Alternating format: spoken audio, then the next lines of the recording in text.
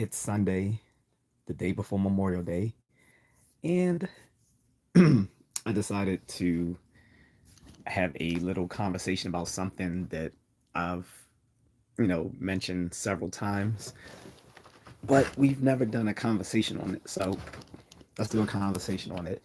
Usually in every live stream I do, people come in and give political and religious opinions on things, usually not well thought out. Sometimes they're not thought out at all.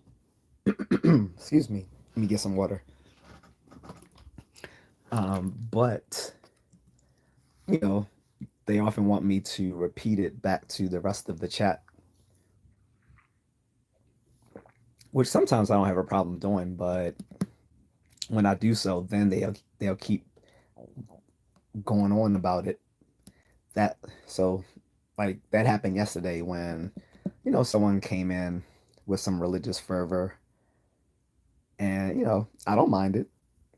Everyone has their religious beliefs or whatever. So I gave him a shout out, but then he then decided to mock us for the conversation we were having. So I timed him out. So I think that 24-hour ban is over. So if he wants to return and have this conversation, we can. But I guarantee that he won't win it. So that's what today's topic will be. We're talking all things religion and other contentious views. And I'm going to proffer skepticism as an antidote to a lot of the bad thinking. What's up, Carlos? So yeah, today's topic will be on skepticism, and so I invite people to come in. They can share their religious beliefs, political beliefs, pseudoscientific beliefs. Just be prepared that they will be met with some resistance. I'm doing well, thanks. Pokemon 22 says hi. What's up, Pokemon 22? Johnny Ortiz says yo.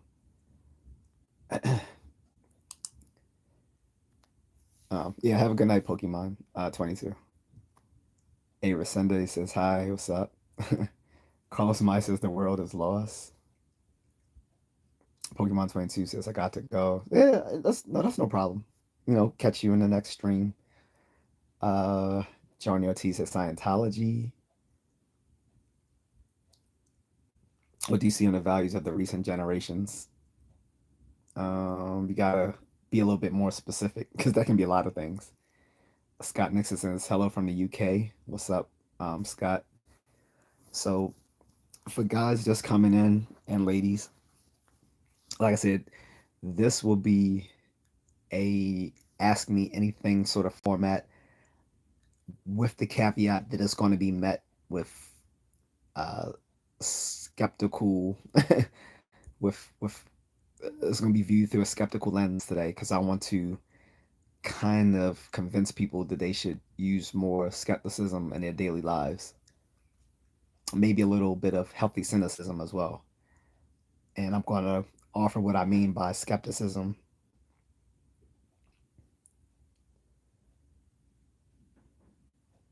Joining says, just kidding, I don't F with that. Yeah.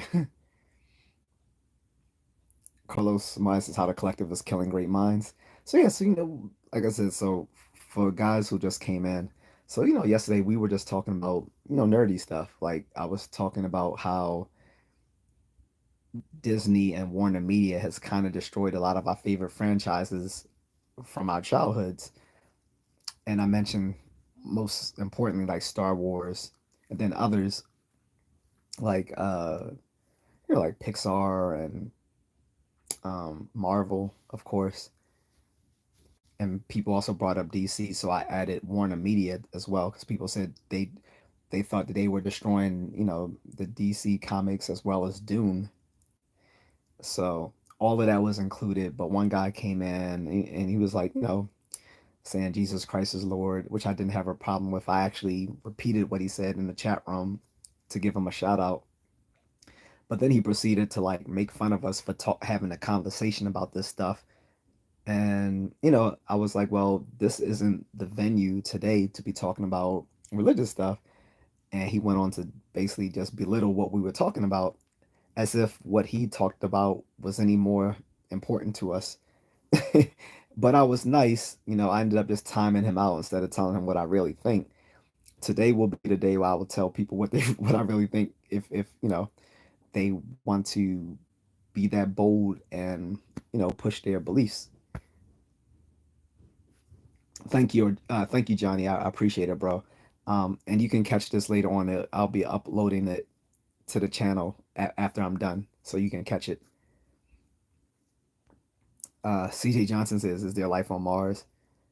Someone asked me that before a few days ago. I don't know if that was you or someone else, but I don't know. I don't. I'm not in a position to say that.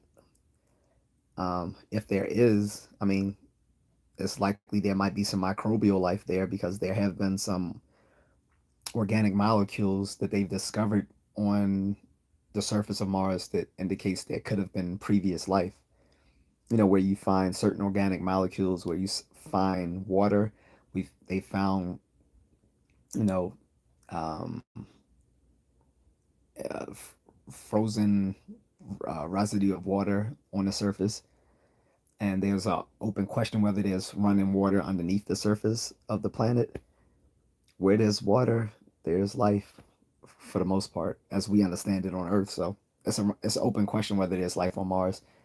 I think the problem is when people say is there life on Mars, they're implicitly thinking of intelligent life. So if you mean intelligent life, no, I don't think so. There's no signs that there's intelligent life on Mars. But is there life on Mars in the as in like some simple celled organisms? Could be. Don't know yet. Carlos Maya says people are afraid of being different, so they mold themselves to be like the collective. Define life. What is life for you? Um, I guess you're asking for that response from C.J. Johnson, right? Because like I said, when people say it's their life in outer space, they're implicitly assuming that there's intelligent life. Outer space may be teeming with life, but none of it may be intelligent. It could just be all single-celled organisms. Throughout most of the history of life on Earth, it was single-celled organisms. Up until like the I think the Permian explosion was when you saw a burst of multicellular organisms, mostly in the seas, come sprout, and over billions of years, it became even more, complex organisms to gave rise to what eventually became us. But that wasn't an that wasn't a chain of events that was guaranteed. It was a bunch of most of those events were a chain of historical accidents. There's no guarantee that that's going to happen anywhere else given a long enough time. So this kind of goes into the whole point of why we should have use a healthy bit of skepticism in our thinking about things, because when people want you to accept certain claims, the first thing you should be wondering is what is the evidence for such a claim, as well as what is the evidence against such a claim, and the amount of acceptance you give to a claim should be proportional to the evidence that supports it. That's what I mean about skepticism. Okay. Uh, and skepticism forms a larger part of what we call critical thinking skills, which is um, you know weighing the evidence for and against certain claims, having a certain background knowledge in particular areas in which we're investigating or discussing, um, having a little bit of um, background in formal logic, as well as some of the processes of informal logic, which tend to be tend to be more about psychological um, psychological errors in reasoning and stuff like that.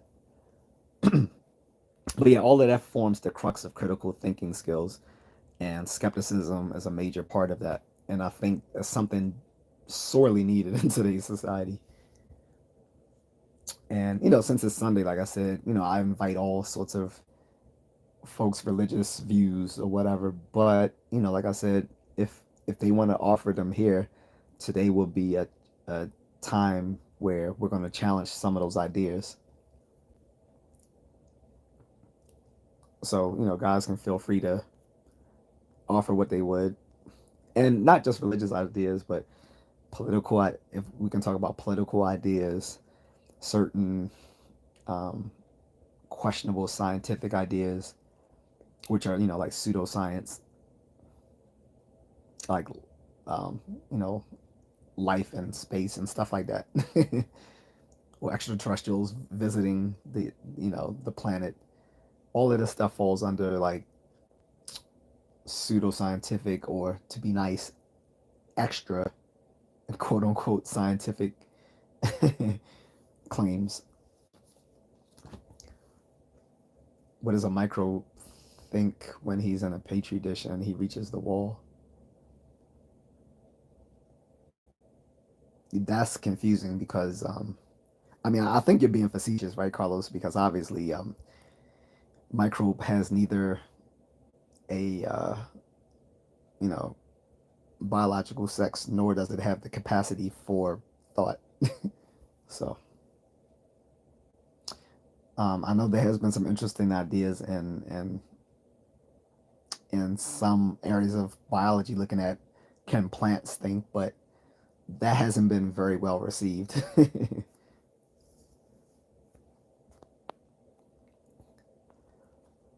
um, but yeah, we like I said, we can talk about all these things. Uh, and since I haven't got any comments, that gives me a chance to go into my little spiel. So we can talk about the history of skepticism, which dates all the way back to, of course, ancient Greece.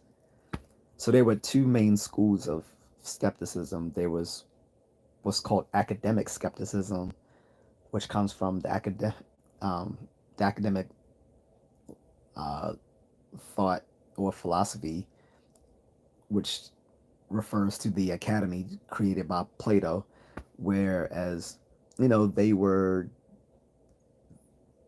questioning whether knowledge was even possible, or at least saying that we can be justified in having any sort of knowledge. That was the academic school of skepticism. There was a rival called Pyrrhonian skepticism, which was the thought that they were a little bit more extreme. They thought we couldn't have knowledge, we couldn't justify knowledge, and that included their own claims themselves. So they were so extreme that they said you shouldn't even accept what they said. Oh no, guys, we got P Diddy in the house. That's funny. But so those were the two ancient schools of skepticism coming from philosophy, which is different than what I'm talking about today. So I want to take us all the way back to history to realize what I'm talking about and what I'm not talking about. I'm definitely not talking about those two schools of thought. Like I said, there was academic skepticism, which was highly questioning and thought it dubious that we could have any knowledge, or we could justify having knowledge even if we did. Then there was the Pyrrhonian skepticism, which also said that we couldn't have knowledge or justification of knowledge, and that also included their own claims about skepticism as well, which just is completely like I don't know. I don't know where you go from there with Pyrrhonian skepticism. Like if no claim can be justified and no claim can be considered knowledge, including their own claims, then why take anything seriously? It doesn't make sense. Um, so then fast forward maybe like 1,000 years, we get to people like David Hume, the amazing philosopher, um, Scottish philosopher and logician and stuff like that, who wrote a few books and talked about religious skepticism. I don't think he was an atheist, but he was either an agnostic or religious skeptic. And he said stuff like, to believe that a miracle happened would be to believe in something greater than what's actually possible to make a miracle happen in the first place. I'm kind of summarizing because I don't want to go into the whole thing of what he said, but he basically said it would be more miraculous for a miracle to happen than to just say that something happened through naturalistic means. So his brand of skepticism was kind of sui generis or unique. It wasn't exactly academic skepticism or Pyrrhonian skepticism. It was more along the lines of what we might think of scientific skepticism today, which is what I'm trying to espouse. So scientific skepticism, which is what I espouse here today, is the thought that we shouldn't take claims without some sort of supporting evidence for them weighed against the claims against, the evidence against them, which is what we do in science and part of the scientific method. Sorry, let me get some water.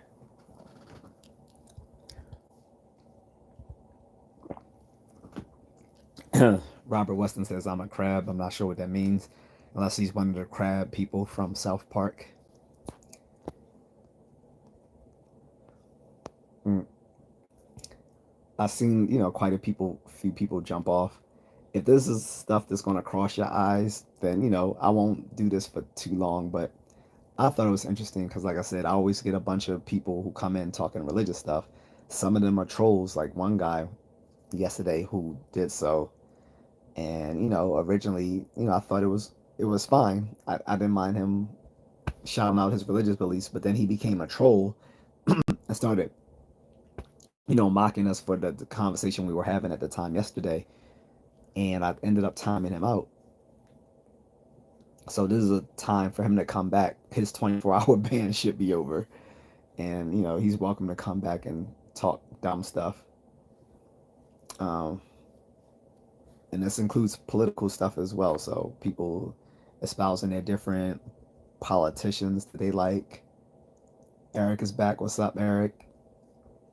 So Eric, since you're back, you remember the guy yesterday that I had to time out, right? Because he was making fun of us because we were talking about, you know, uh, comic books and stuff like that, and then he wanted to talk about religious stuff, and I'm like, dude, we're not even talking about that today. So I decided to make this live stream just about letting people voice their religious opinions, but but I'm going to counter it with skepticism today. So that's what I was just talking about.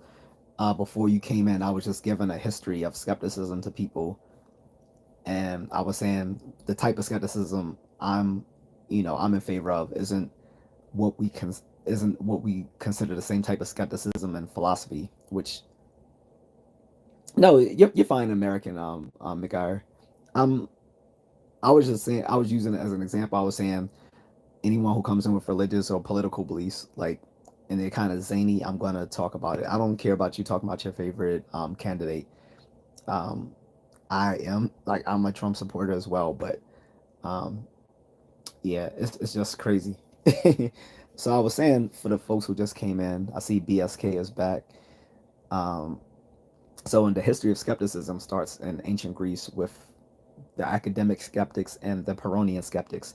The academic skeptics were a bunch of philosophers that thought that knowledge was impossible or that you couldn't justify having such knowledge if it does exist. And then there was the Pyrrhonian skeptics who said that knowledge was impossible, but also that all claims, including their own, couldn't be justified as well, which was even more extreme. So that's not what I mean by skepticism. And the long history of philosophy has been a history to kind of counter philosophical skeptics.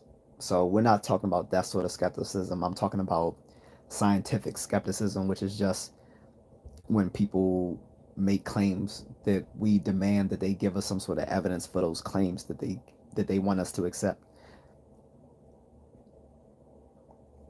and also that they recognize that if their claims are to be believable, they should be falsifiable, in the sense that um, we look at the evidence against those claims as well. So that's where I am, and this is what I'm talking about when it comes to like religious beliefs, political beliefs, or pseudoscientific beliefs. So if someone wants to, so if someone has wants to talk about their favorite candidate, or say something about, they love Jesus or whatever, that's fine.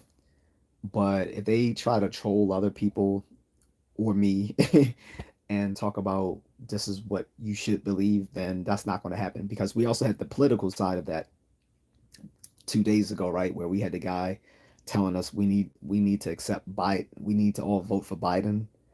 So remember that. So like I said, we had the religious troll yesterday, then we had the political troll 2 days ago, and I countered him and told him why, as a black guy, like a lot of black men are refusing to vote for Biden this coming election, just because they've had, you know, a bit of hindsight in the last 4 years. Um,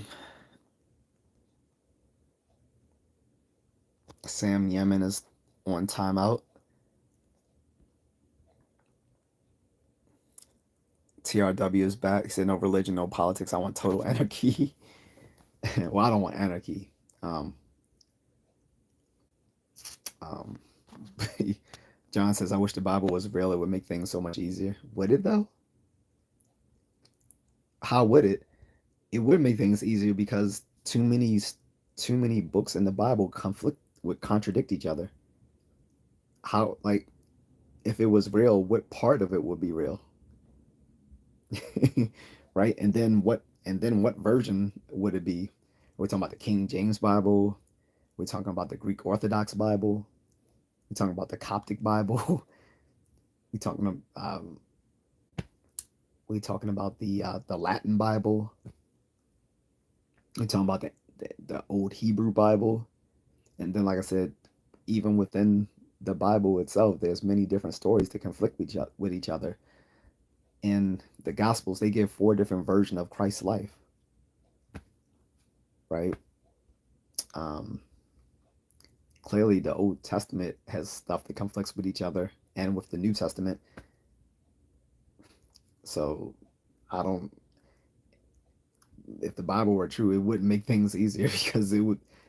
I don't know how reality would work with so many contradicting things going on.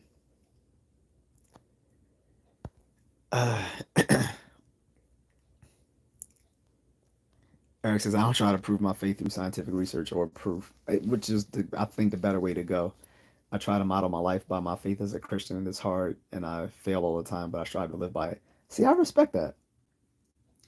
Um, I think the problem has been when people try to justify their faith through scientific research. There was a whole, there was a whole um, enterprise that tried to do so back in the day, called natural theology.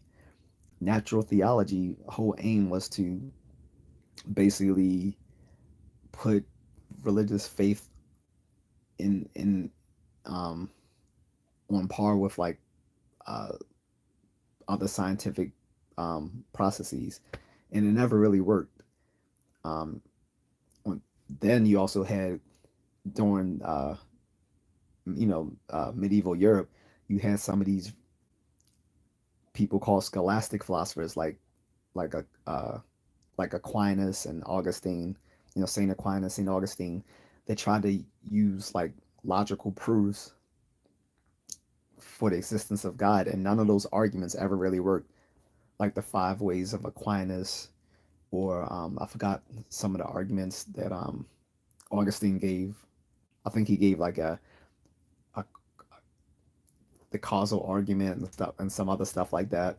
Then there was another famous monk, Saint Anselm, who gave the uh, what was it, the cosmological argument for God, or so none of those logical proofs during scholastic philosophy of the medieval era ever worked out, nor did the natural theology stuff really work out. Which is not to say that you can't be religious and have faith, but I don't think trying to rest that on scientific principle works. Like I told my little cousin-in-law about 3 years ago, he was graduating college and he thought that maybe he should just go off to seminary school because he felt he was a little socially awkward to be going to college, and his parents didn't want him to. Well, I don't know if so much his parents, but so much his little goofy ass older sisters um, wanted him to have sort of this cloistered life. And I said, man, I said you can be religious and still go to college. He was like, well, and he was like, really? I was like, yeah.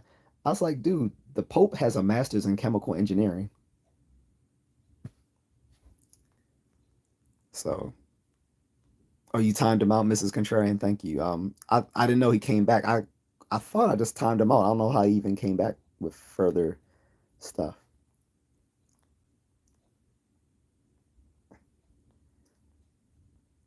But yeah, yeah. So Sam Yemen or whatever the little goofy retard's name is gone.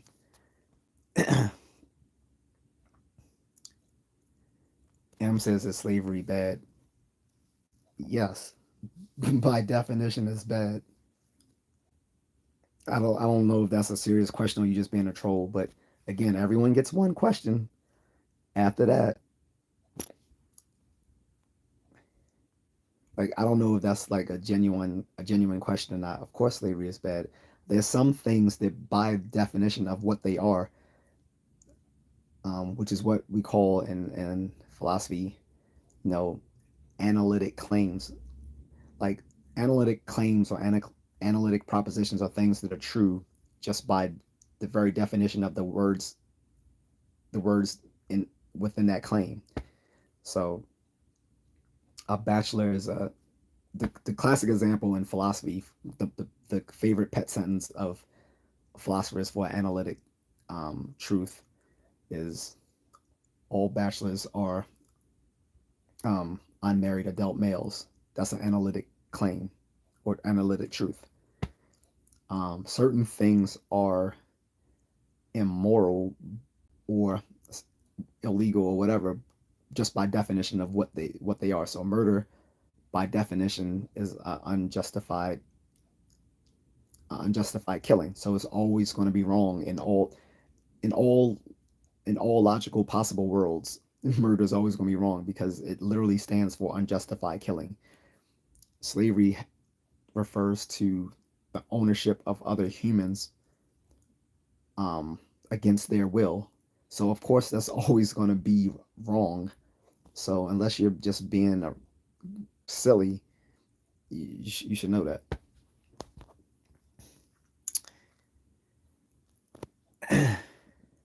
Eric says, my faith in God and Christ is not based on proof. I believe it is true without seeing any proof. So I don't try to convince others by using a way that didn't work for me. Right. And again, that's what I respect that. Like that's what it means to believe by faith. Pokemon says, I don't talk about it anymore, trying to explain that I'm not religious or subscribe to the Bible, but I believe in God, the creator has all my Christian friends thinking I'm the devil. Man, don't get me started. Like, so actually, yeah, do get me started so we can have a conversation. So in college, right, I remember meeting this girl and we kind of hit it off pretty well. Um, until and this is going to date me, but I don't care. Most of you guys know I'm already in my mid 40s. So we're kind of vibing or whatever. Um, and she looks at my Black Planet page. Yeah, I told you it was a long time ago. And on my Black Planet page, I guess I put that I was atheist. So she said she didn't want to talk to me anymore after seeing that. I'm like, why? And she's like, that sounds satanic. I'm like, what the hell is she talking about? What does being an atheist have anything to do with being satanic? That that is a sort of fundamentalist religious belief, especially in certain ethnic groups, because some people can't fathom that you don't believe in any of that stuff, whether an evil god or a good god. Like they're all the same to us. We don't believe in them. So it was It was just absurd that she thought because I was atheist that meant that I was accepting of the devil. Like, why would I think he's even? Why would I think some half goat looking guy is is more believable? So yeah, that's crazy. Eric says if someone wants to believe, I will support them. If someone doesn't, I will pray for them in private and treat them with dignity and respect in public. I try not to argue or debate over it. BSK says pragmatism is pretty solid. Pragmatism is actually America's first school of philosophy, and it started by one of the founders of scientific psychology as well. Um, and there's actually two versions. There's pragmatism, then there's pragmaticism, because apparently one of the guys was angry of how pragmatism was being projected, so he made his own version and then called it pragmaticism. But they're more or less the same thing. Pragmatism eh, isn't really isn't really directly related to uh, one's views on religion. I guess you can look at it sort of in line with like skepticism, I guess, but it's it's I don't really embrace it well myself because it's sort of like anti-realism, whereas it's not where it's basically like I don't care whether these things are true or not, is whether they work. What is Black Planet? So Black Planet was like like one of the granddaddies of social media before there was Facebook, before there was Friendster, before there was before there was all these other social networks. There was the Black Planet, and there was a Latino version too called Miente.com, and then there was an Asian version called Asian Avenue, and they were all basically the same thing. They were set up to help you like meet people, talk with folks. It actually still exists. It came back like 8 years ago now, and it's like a downloadable app you can put on your phone. But it was like one of the granddaddies of social networking. Like I said, if you remember old stuff like Friendster and Tag.com, collegeclub.com, um, Black Planet was before all of those. It came out, I think, what, like 96, 97, and it was around and started fading off after like 2002, 2003.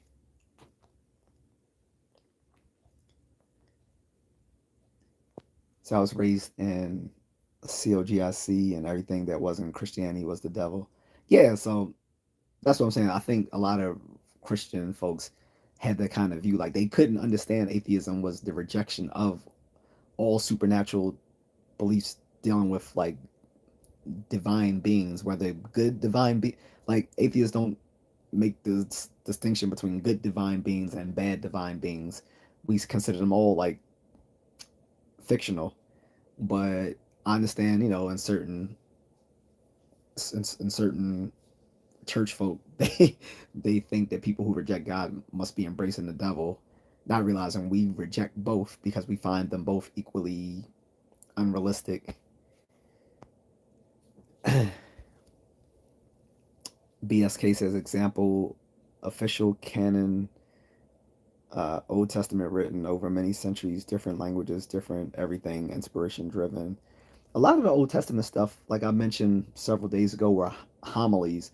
And like one of my old professors said, it was an open question that even back then they took that as being like um, being historical fact, because which I would think was his nice way of saying that even back then they knew better than to think that these were like legit like stories of of history, because when you look at a lot of stuff from the Old Testament, it was taken from even earlier times from the Babylonian that Babylonian epic poem. Like the story of Noah comes from the Babylonian land of that was flooded. So a lot of those stories in the Old Testament were actually plagiarized from earlier times, from from the Babylonians and other Mesopotamian societies.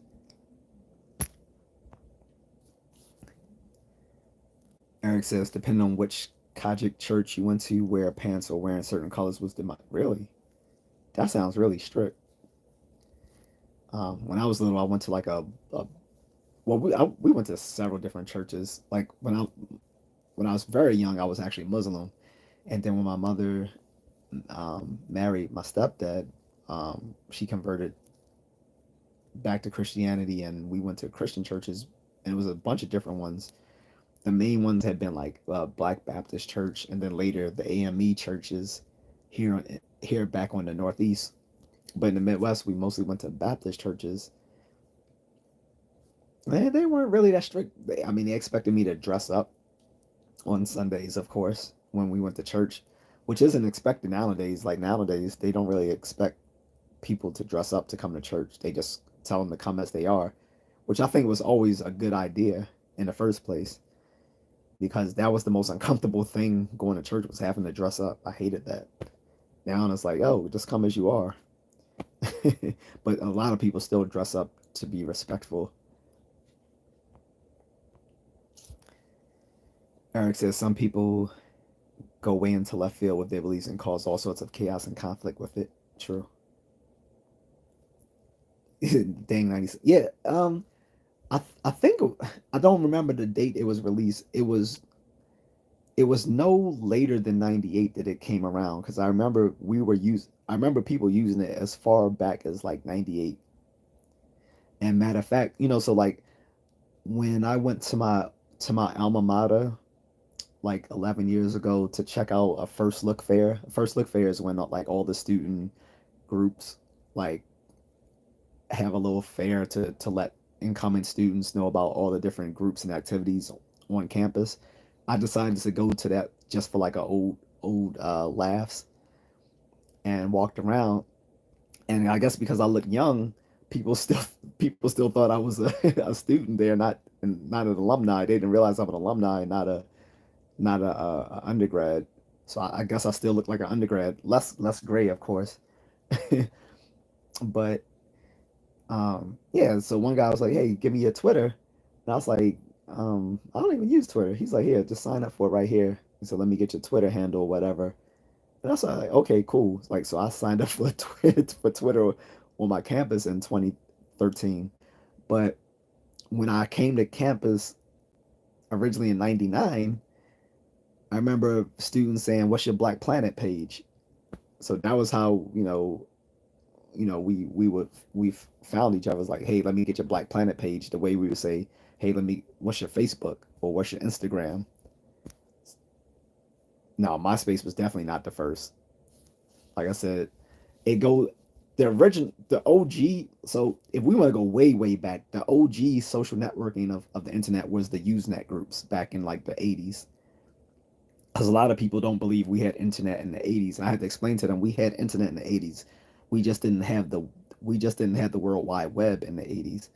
But there was internet in the 80s, and what a lot of people used to do on the internet back then was they used to go into these Usenet groups. These Usenet groups they would go into to learn, to either get the news or they would have like online discussions. And like if anyone ever saw the movie War Games, that might clue them into like how the internet was in the 80s. Or maybe Weird Science, if people remember that. Ferris Bueller's Day Off, when he had a computer. So this is the sort of stuff people used to dick around and do in the 80s when if they had a personal computer and were like, you know, I think most people who had internet were either like rich or very nerdy. Most of us, even if we had a personal computer, didn't have internet. I didn't. But yeah, the original OG of social networking was Usenet groups. Then you fast forward into the 90s, and it was like the Yahoo chat rooms, right? And then after like the Yahoo chat rooms, you start seeing these little websites come up like Black Planet, Asian Avenue, Magenta, and then like College Club, High School Club.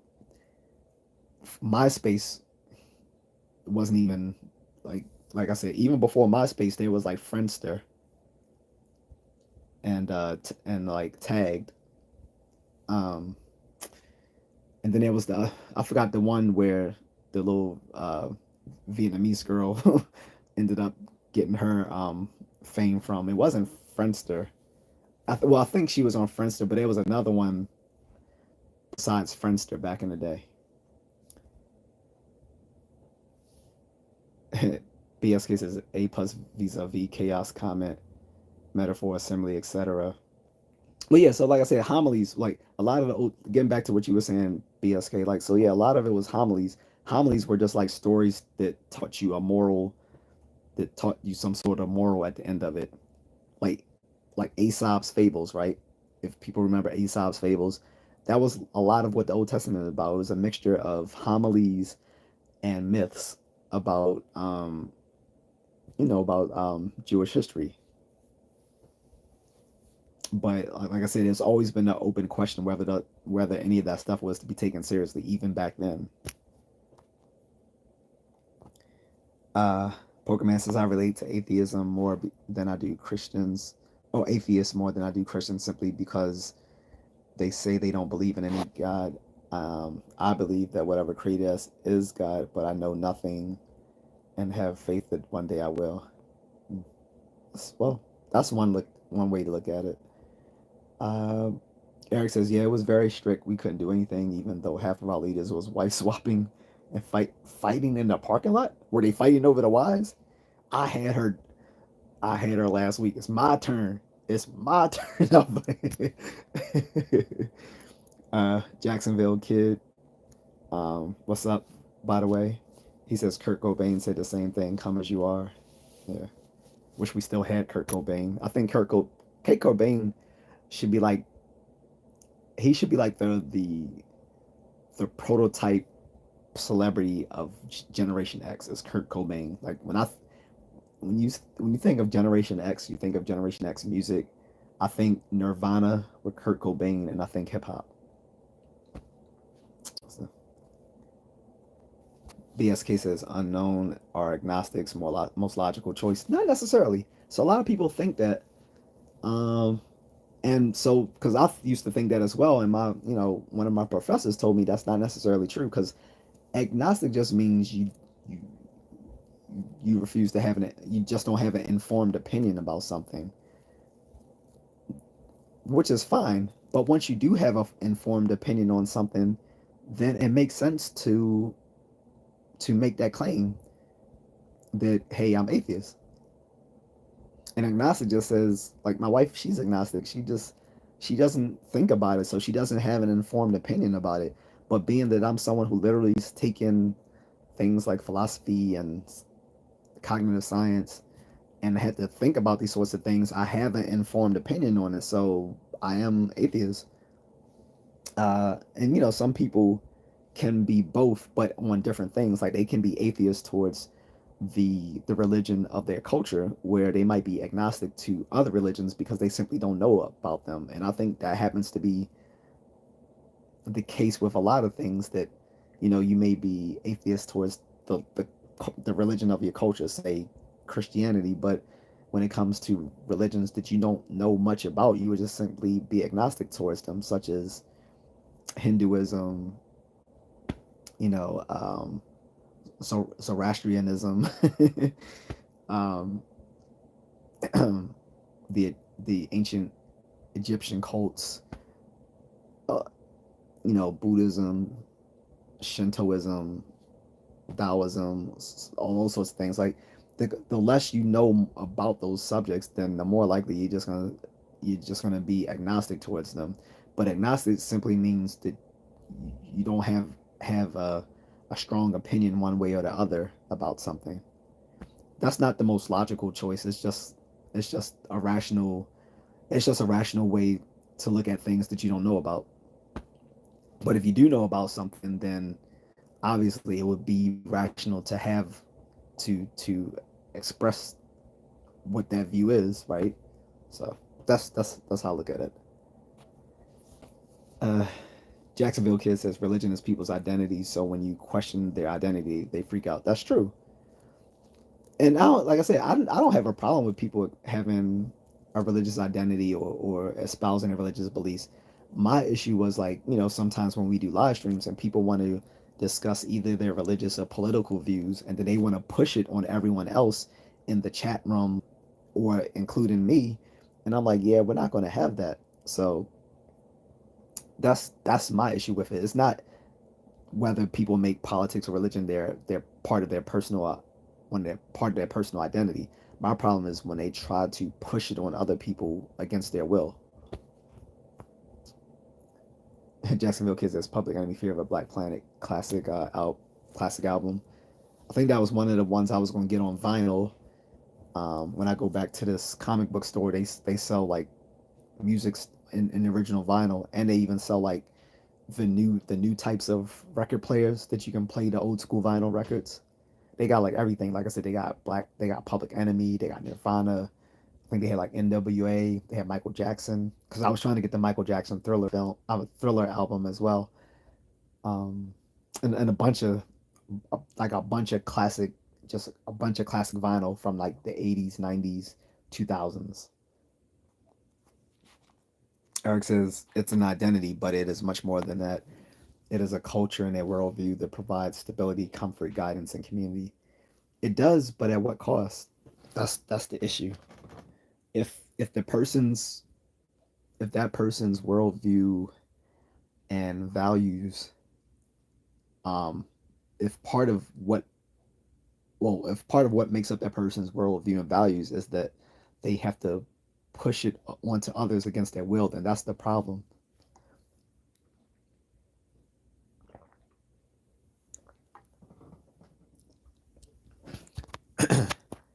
Cole Holman says, I think that's his.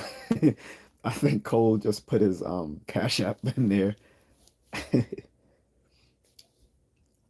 to pose until World War Three says, I thought I was a loser getting online on a Sunday night. Then I see you get online, and I realize there's another level of loser, and that's you. Thanks for making me feel better. Well, if that makes you feel better, great. In the meantime, I've already ran 10K. I've went to the gym. I had an awesome meal, and I've hung out with a friend. So I still think you classify as the loser for the fact that you even wrote that dumbass message on this chat room. Eric DeGuapo says, I remember AOL chat rooms. Yeah, so you had like the AOL chat rooms, the MSN chat rooms, and the Yahoo chat rooms, and they were good until they got flooded with bots. By like the late 90s, most people stopped using the Yahoo chat rooms because they were flooded with bots. And then that's when all the little predators started coming into those chat rooms pretending to be children. So I remember I met my first like online date in I think a Yahoo chat room, and I mean she was okay. She was just ugly. I'm not gonna even lie to you guys. Like I came over her house. It was in East Baltimore, you know, the good side, like the part towards the county. And I come over there as her and I think her cousin or friend. They're both just big and sweaty. And I'm like, I so so I remember I was like, hey, I actually need to return a call. Do you mind? So I called my cousin while I'm at her house and be like, yo, cuz, because luckily I was not too far from where my cousin lived and he was home. And I was like, yo, cuz, I'm at this girl house. I was like, I was like, yo, come get me, yo, she ugly. so so that was my perfect excuse. I was like, man, I was like, my cousin's actually having an emergency, so I really got to go. But I appreciate inviting me over. And I didn't go see her again. Like I later, went back to our our instant messenger and thanked her again for letting me come over. But yeah, I did not come back or contact her again. So I can't say she catfished me because she never gave me a picture of what she looked like previously before I went to see her. She just gave me a vague description of what she looked like. But yeah, that was my first time online dating was through a Yahoo chat room. Again, it could have been worse because you had some weird folks in Yahoo chat rooms in like the late 90s, early 2000s.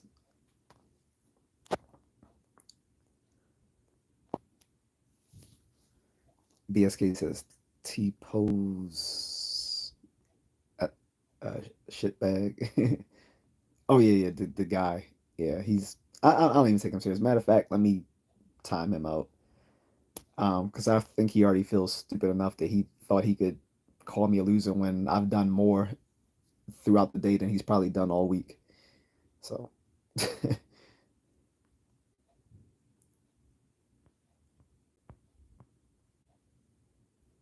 and Dano says, but does he? No.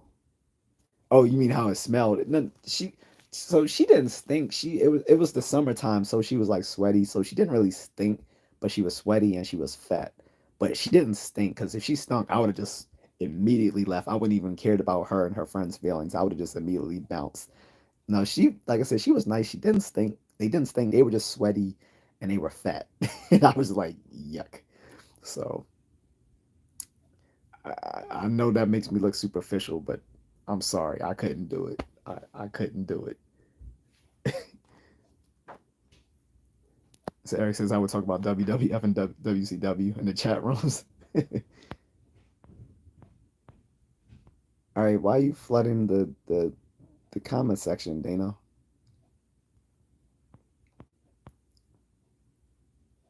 Yeah, he's gone, Eric. The other Eric is back again. I thought he was referring to what my story, but obviously he's not. So I'm just gonna hide the user.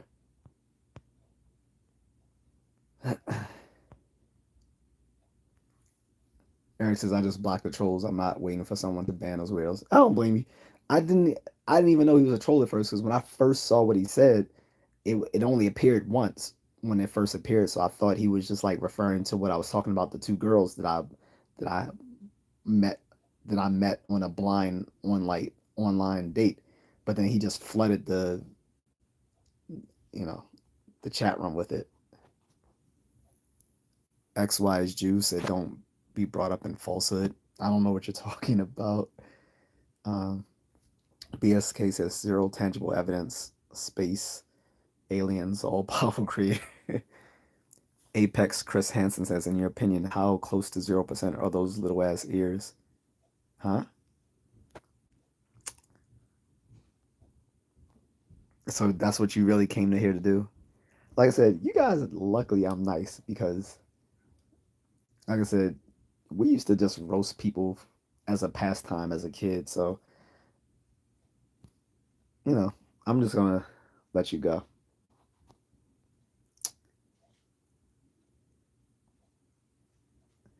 XYG says, I'm getting sent to those who need it the most, bro. I don't know what you're talking about, though.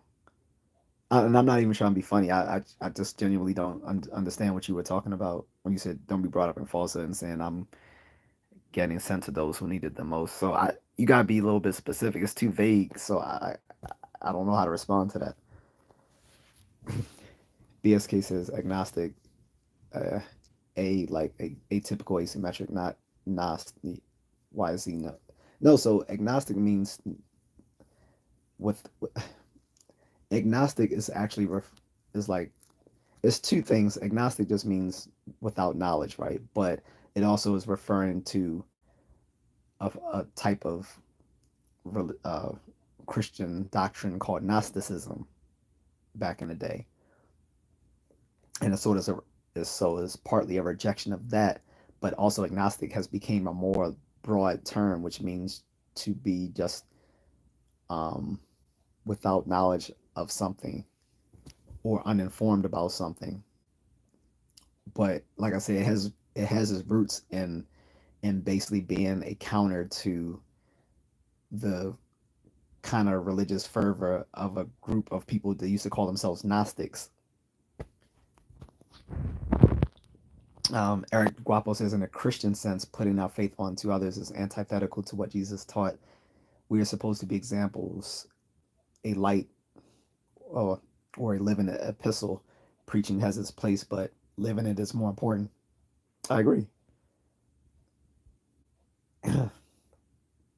Pokemon says, I just don't like that Christians feel the obligation to spread the word of Jesus with people who say they don't subscribe to it. Don't talk about Jesus to other Jesus believers. Don't bother me with it. um, so yeah, I get what you're saying. Like you're saying you don't like to be proselytized. I agree as well. I think there's a certain type of Christians that like to proselytize. Those are the fundamentalist Christians, or particularly and out of fundamentalist Christians, specifically evangelicals, to see it as their mission to spread the word of God. Those are evangelical Christians. But I'm not going to I'm I'm not going to say that all the they make up the bulk of most Christians. Most Christians, are steadfast in their beliefs more or less and would like other people to embrace it, but they're not going to just push it on most people because that the average Christian in America is a moderate. So the fundamentalists, which are a significant number of folks, aren't the majority. I don't believe. And out of them, like I said, the evangelicals are even an even smaller amount of folks. And they are the most annoying of them all.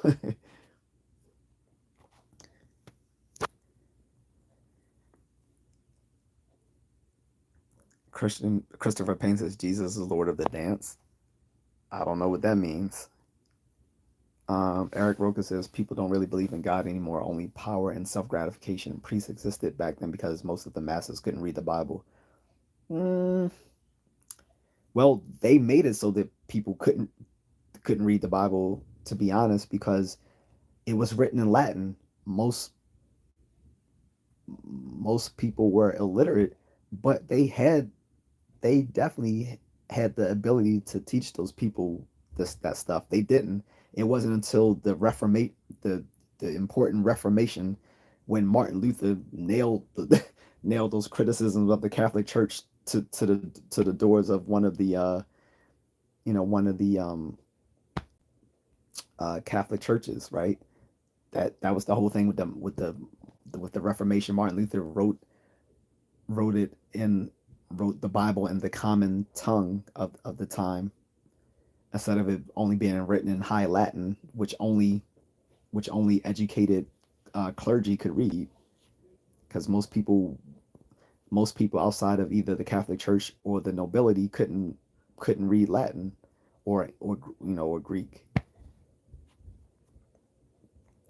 But that was in Europe because that wasn't the case everywhere because the earliest versions of the Bible weren't originally written in Latin. They were written in Hebrew and Aramaic and Greek.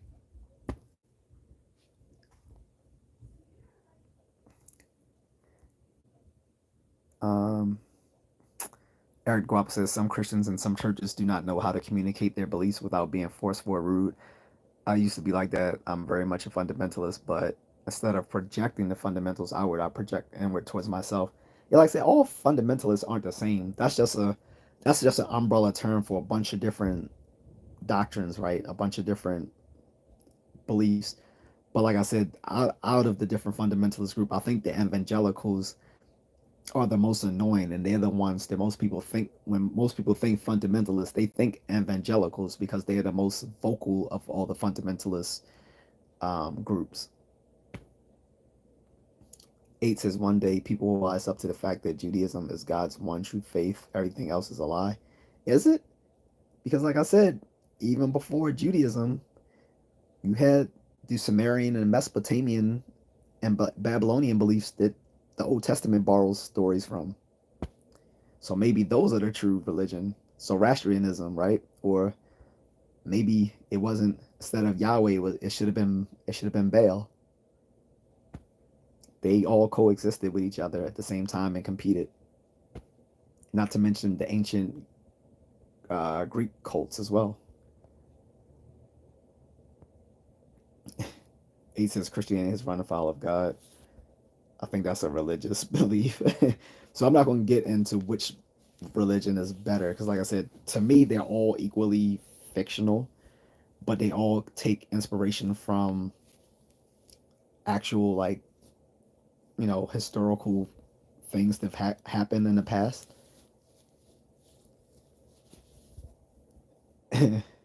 But BS case is good, like proving that right. I know that's what I'm saying.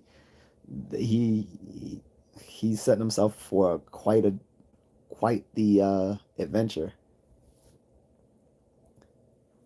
Eric the Guapo says very true. The squeaky wheel gets the grease. Yeah, like I said, it's been evangelicals and missionaries that have spread the Christian faith throughout the world for both good and for bad, right? Like South Korea is a lot of them are very Christian. As a matter of fact, I once had Thanksgiving at a Korean missionary's house. Like when I was starting grad school, I was not getting along well with my parents at the time. Big surprise if you've heard my stories about my parents in the past. But we so my friend took me to this Korean missionary that he knew, and we ate with them. And it surprised me because I didn't know that so many South Koreans were Christian. I assumed like their like their Chinese cousins across the border that they would be like more or less non-religious, but they no they're not, since they don't since they're more of a democratic society. Like, you know, they don't have a government that stymies religion there, and there's a huge there's a huge missionary following out there.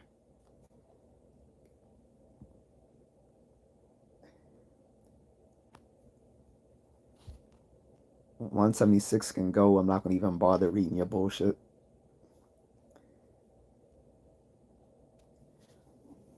You're consider joining your local Black non-believers chapter. I don't even know what that means.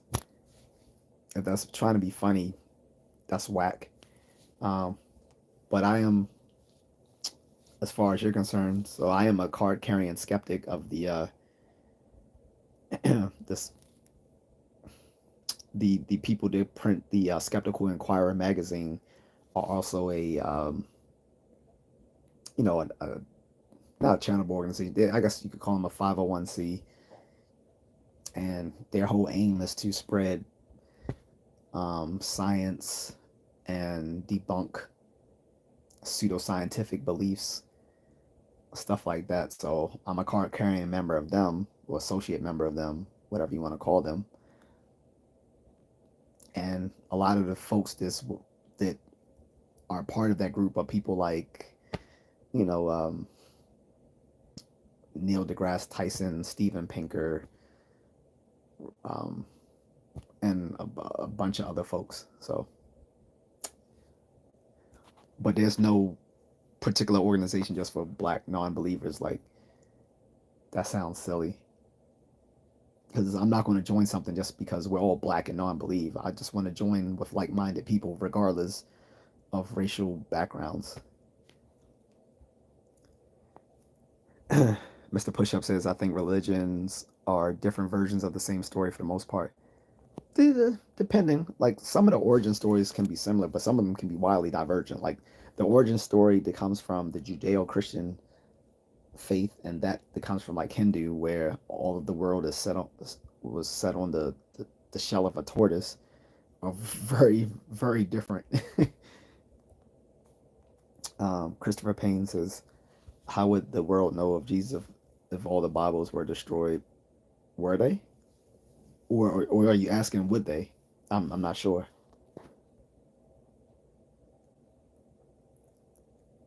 Pokerman says, I don't believe in man. Even when they say they were inspired by God, I say God will inspire me too. I think it's already because I have a clear understanding that God created us. I don't know why the algorithm hit that, but I'm going to hit show. John K is gone. BSK says you might just call um, meth. Call, just call him. Just call me. Oh yeah, BSK.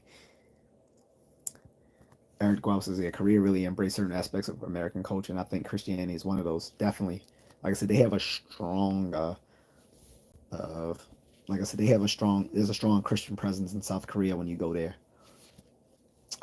Not the case with Japan. Like I haven't really traveled South Korea yet, so that's going to Seoul and I think Hongdae. I think that's the name of the city. Those are on my wish list, on my travel list, rather. But Japan, they're not very Christian at all. They're mostly still into uh, Buddhism, particularly Zen Buddhism, and in their local Shinto religion. And a lot of it has blended the Buddhism with the Shintoism.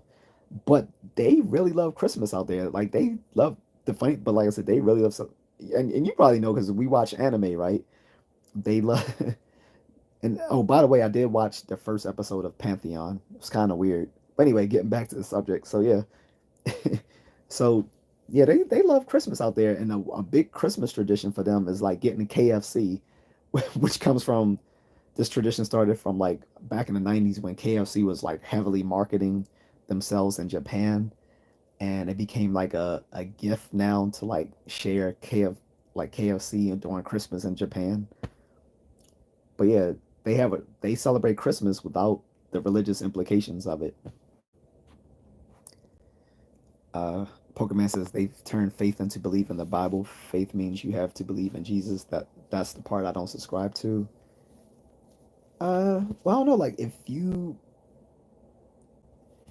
it depends on what you're defining as faith. Like, faith is just more or less any unjustified belief.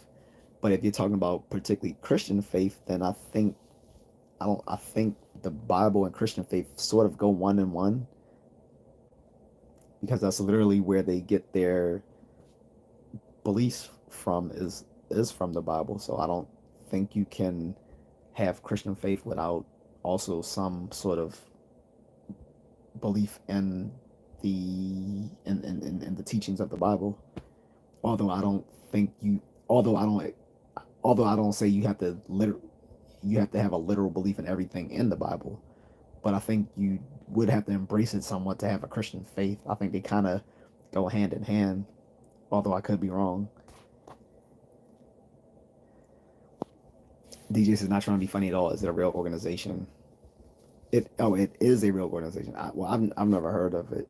That's what I'm saying. I didn't. That's what I say. I didn't know if you were trying to be funny or you were actually suggesting it. But I don't. I'm not joining like any sort of humanistic church or anything like that. Like, um, I don't see atheism as a movement. It's to me, it's just a common sense belief. It doesn't really require like any sort of other like organization to it to me. But I do realize there are some folks who embrace atheism sort of as a movement. I don't. Um, Eric Guau says one thing I enjoy diving into at times are the flat Earth debates. That stuff is entertaining. I can't even take it seriously. Oh well, Kunta Kinte is back. You realize, dude, I made a live stream just for you, and you didn't ever participate 3 days ago. Uh, I gave you a shine about talking about the whole pro-black and interracial beliefs and stuff, and you didn't even participate. You came in and gave me one question, but it was so vague that it didn't really hit anything, and I still responded, but then you didn't really talk about anything else.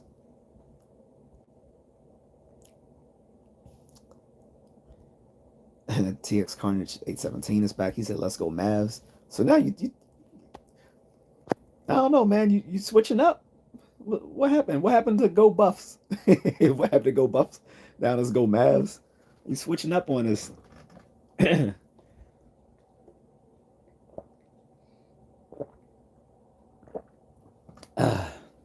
DJ said they like Christmas in South Korea, but it's more like Valentine's Day for them. It's a couple's holiday.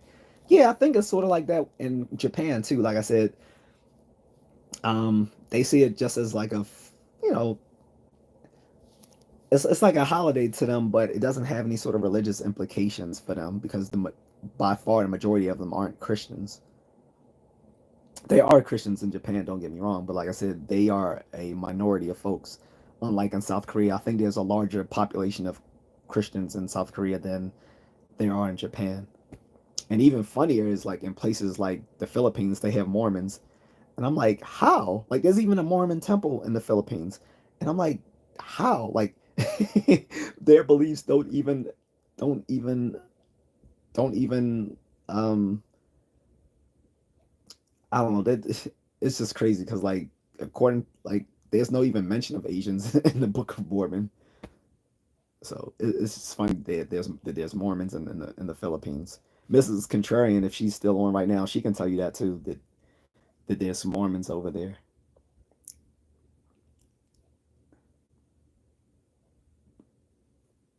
But she actually had to step out for a moment because she's dealing with a case. She's a banker guy, so she does stuff way more important than I do.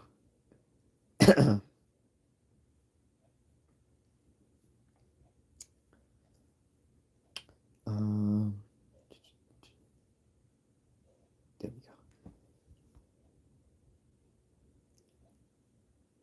go. So Eric the Guapo says, I heard many of the Japanese are atheists but still adhere to their religious traditions without believing. I've never been there, so I don't know if it's true. They're not well, most of them aren't atheists. You're thinking of China. Um, Japanese are religious in their own way, but again, you gotta realize that a lot of Eastern religion, which comes out of Eastern philosophy, doesn't embrace like a father figure for their religious beliefs. That comes out of the Abrahamic religions, where you have to have some sort of warrior sky god that oversees the religion. Eastern religions didn't have a warrior sky god that was like the head of the religious hierarchy.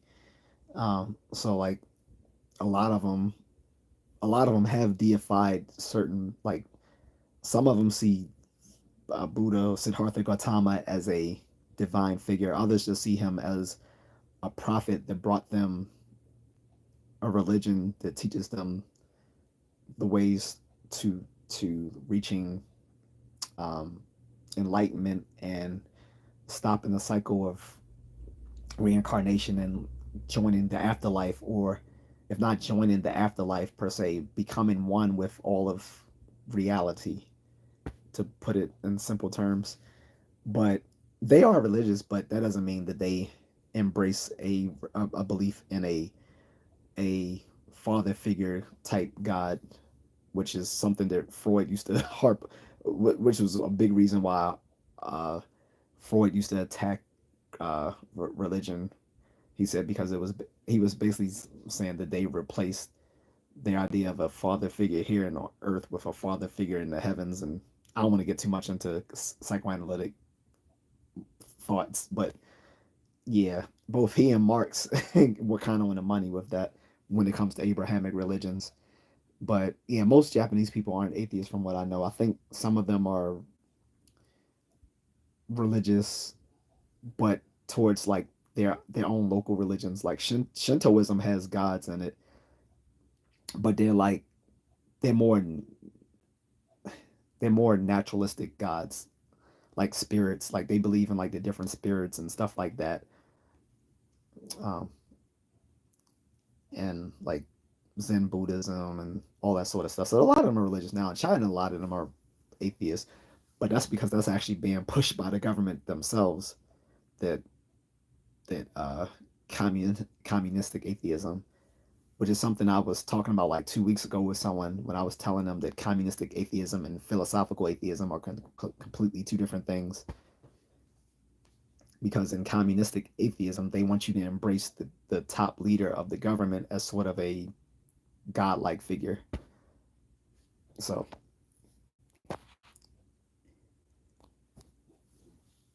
Pokemon is yeah savage.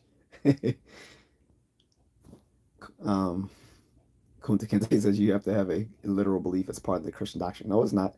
That's part of the Christian doctrine you like. There's literally thousands of different Christian doctrines, literally thousands. And there are some that, like the Coptic Church, for instance, the Coptic Church is older than the Roman Catholic Church or the Eastern Orthodox Church. And in the Coptic Church, they don't view Jesus as divine.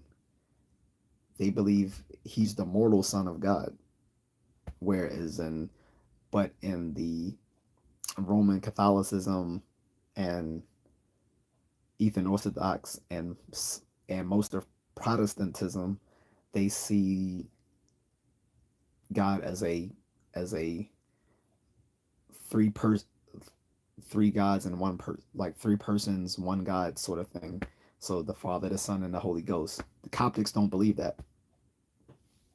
So that's an example. Like not um, there's a lot of different doctrines out there when it comes to Christianity. So whichever one you choose is basically up to you. Eric Roca says there are pocket sects of Christianity in Japan. It's the reason why former Prime Minister Abe was assassinated by the guy with the shotgun. His mom was victim of the sect where she gave their savings. So yeah, that was a cult. That's not the same thing. So you're referring to a cult that's out there. There are a couple of cults in Japan. Um, and they had came to America back in the day too, back in the late '90s, early 2000s. Because I remember, I think they were on my campus. Because you'll always that's another problem. You'll always find like religious cults preying on college students and on a lot of college campuses across America because undergrads are impressionable people, especially seniors and I mean freshmen and sophomores. So they come preying on these young college students. Um, but yeah, that guy was a kook. He actually, and it wasn't a shotgun. He made his own DIY gun and had and when they later did an investigation, they went to his house. They found he had other DIY guns that he had made because it's really hard to get guns in Japan, but it's not. They aren't exactly illegal. They're just very strict on who can have them. But there are actually one or two different gun shops you can find in Japan. But yeah, that was a cult. I wouldn't. I separate religious cults from organized religion. So I wouldn't try to I wouldn't smear Christianity by what a cult does because that I don't think that would be fair. And again, this is coming from an atheist, but yeah, I want to be fair. The Christ the different cults, I'm not going to claim that as Christian proper.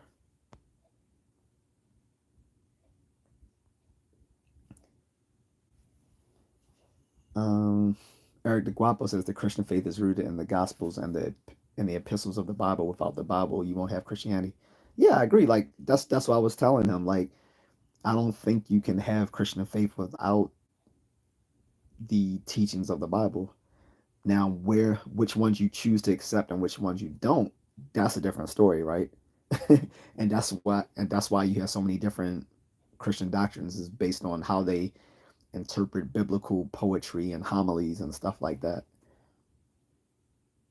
Kunta Kinte said I had to run. I was busy. Sorry. No, I understand. I was just saying that I did that whole platform because you brought up the subject in another live stream when we were just talking about, like comic books and stuff. And I didn't want to get into all of that pro black ideas, but I did two. But both the Erics here can tell you I did like two separate live streams talking about interracial relationships and talking about my thoughts on people who are like pro black power and all that sort of stuff, and I gave my reasons why I disagree with it. Wing Wong says, "Were you in the army? Someone directed me to this channel because you look familiar." Yes, I was in the army. I'm gonna do something about military stuff tomorrow for Memorial Day, as a matter of fact. But yes, I was in the army. Thank you for stopping by. Whoever directed you to the channel, thank them for me, please. Pokemon says, "Kunta, I never said I didn't believe in God. In fact, God saved my life, and I'm not trying to argue either. Believe me, there's nothing to argue about. Fair." DJ says, as we all know, Black Americans are overwhelmingly religious, and our primary goal is to introduce Black Americans to religious skepticism. No, now with that, I agree with you. I'm just saying I'm not joining a formal group about it. Like I am involved in in the skepticism groups, but I haven't joined any group just for like Black religious skeptics. That's what I was trying to say to you, DJ. But no, I no, I completely agree with you. actual videos on here in the past saying that very thing, that I think more black people need to be religious skeptics.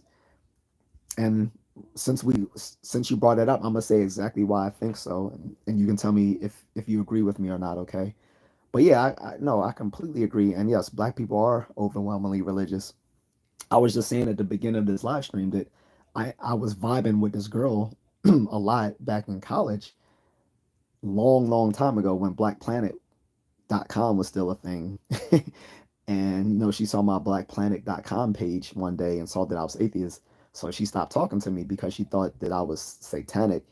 And I was like, what does me being atheist have anything to do with being satanic? And she didn't want to talk about it, so we just stopped talking. Like, we're still friends now on Facebook, several years later, but we never tried to date or anything again. I mean, I got the draws anyway. But anyway, different whatever, like different story, so but whatever. I know, bad. I'm sorry.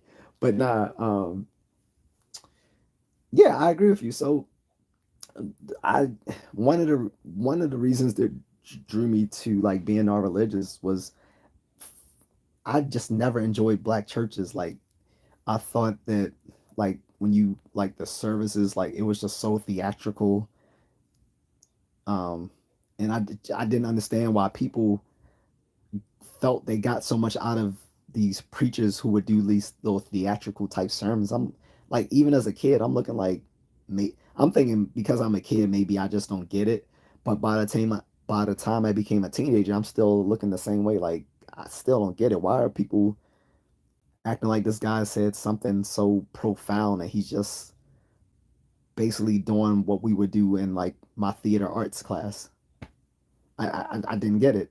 And on top of that, I think black churches take advantage of the black community.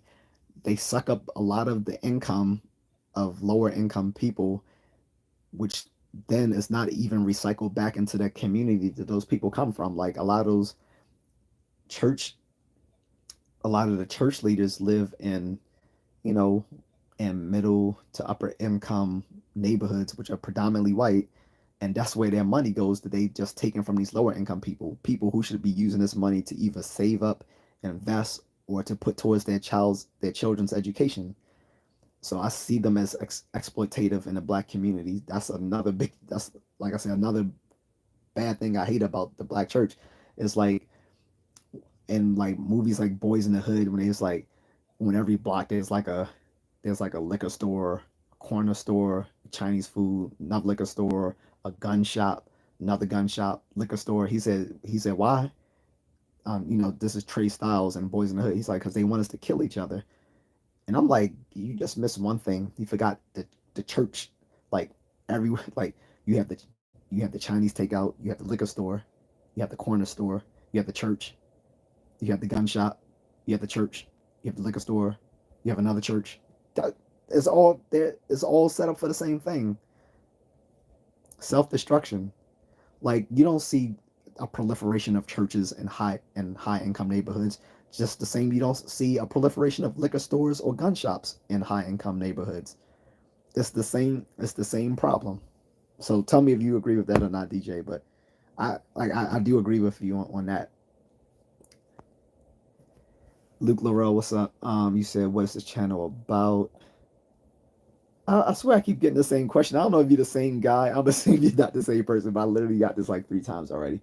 So this channel is just about me discussing topics on pop culture, current events, um, my thoughts on particularly nerdy things like comic books and sci-fi and movies, particularly like action and superhero movies, sci-fi movies like Star Wars. Me talking about traveling, especially as a passport bro, um, stuff like that. That's that's basically what this is about, and I'm very pedantic and will discuss things from a more academic perspective than you might get on some other YouTube channels, even though they may be way more successful than I am. And I talk off the cuff, so everything I talk about is ad lib. It's nothing scripted.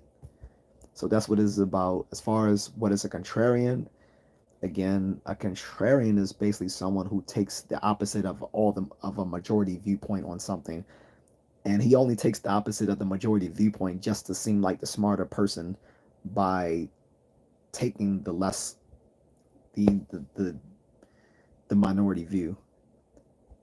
Having said that, I'm not a contrarian.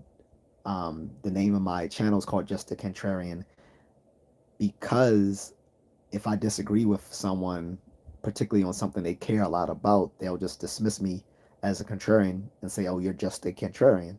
So that's where the name of the channel comes from. Anyway, so Eric the Guapo says communistic atheism is where you get those struggle sessions and re-education camps. Yeah, they're doing it with the Uyghurs and from the Xinjiang, the Xinjiang province. The Uyghurs are actually ethnic Turkish people who are Muslim, but people seem to forget that in all these little religious discussions right now. All the Muslim people talking about Palestine don't care about their fellow Muslims over in China, the Uyghurs, which is because China subsidizes a lot of these little Muslim theocracies in the Middle East. So they turn a blind eye to their folks suffering in China, the Uyghurs, who are put into these re-education concentration camps and sometimes even murdered.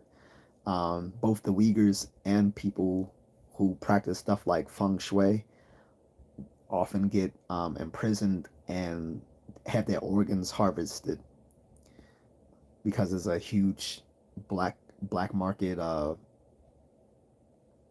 industry over there, which is why you can get, like, say if you need a kidney or something, you can get it within a few weeks in China, whereas usually you might be on a waiting list for years, if not decades, for a healthy kidney. You can find one there in a few weeks. Sketchy. And again, communistic atheism is BS because one is forced upon the people. And they do allow religion in China, but they have to be approved. The religious leaders of those religions, the Catholic, like whether it's the Catholic cardinal or the Dalai Lama, not the Dalai Lama we know. Like there's two different Dalai Lamas. There's the actual Dalai Lama, and then there's a Dalai Lama within China who's approved by the CCP. So even when they do allow religion in China, the leaders of those groups have to be approved of by the CCP. And I shouldn't be saying this on YouTube because they're probably that's a good way to get demonetized if you speak ill of China. So I'm gonna chill with that. So yeah. Texas Carnage 817 says Mavs up 3-0. Eric Roker says through donating. Pokemon says I believe we are all human beings and some need help to be the best human. So believing in Jesus or believing in Buddha or believing in Muhammad makes you a better human being. Then all power to you. Yeah, like if the only way and this is like a common discussion in things like moral psychology and in thoughts about like free will and stuff like that, that if the only way to keep people to behave in a way that we can coexist peacefully in society is for them to believe in some sort of religious figure, then by all means let them. Because it's better to let them have their uh their mythical beliefs, as false as they may be, than to let them think that there's nothing out there, and they then use that as an excuse for nihilism and anarchy. So Skooma enjoys his skepticism is 1 degree above paranoia, speaking from experience. I think you and I have very different definitions of skepticism. So in the beginning, I gave a distinction between philosophical skepticism and scientific skepticism, Skooma. So I defined in the beginning there's philosophical skepticism, which comes from ancient Greek schools of thought. One was academic skepticism, which is also sometimes called Cartesian skepticism, the which is a view that basically human knowledge doesn't exist or that it can't be justified to exist. And then you have the other rival school in ancient Greece, which was the Pyrrhonian skeptics, who said that also that knowledge isn't justified and can't exist. And then they also said no claims, including their own, against knowledge itself can be justified, which just leaves you in a complete quagmire. um, then you had more moderate forms of skepticism come about, like those of the modern age philosophers David Hume, and others.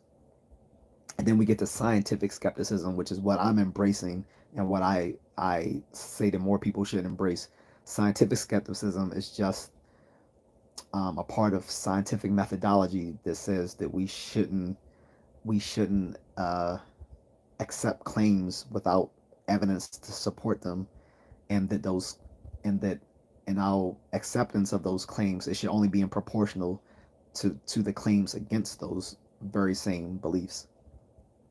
That's scientific skepticism. Basically, like, most scientific minded people embrace a form of scientific skepticism where if you make some claim, they're going to say, well, how do we test those claims?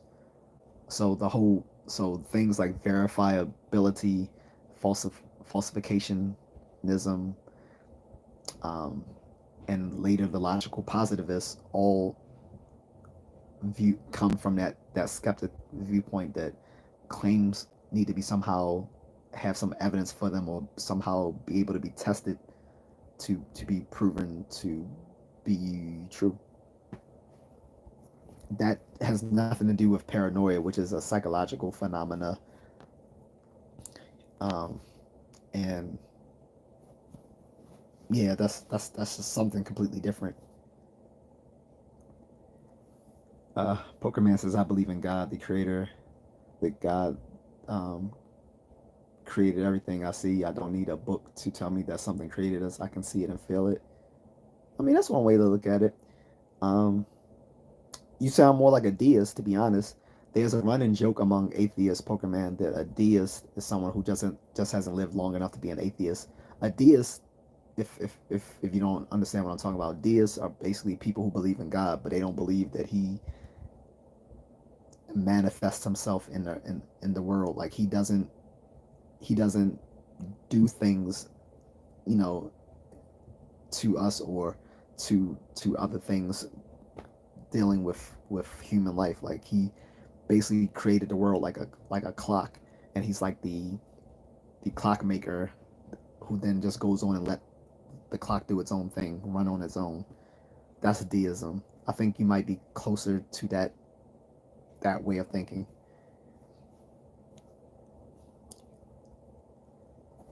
Jacksonville kid says you talk and look like the actor Don Cheadle. Yeah, I get that every day, and I think most people don't know who say that,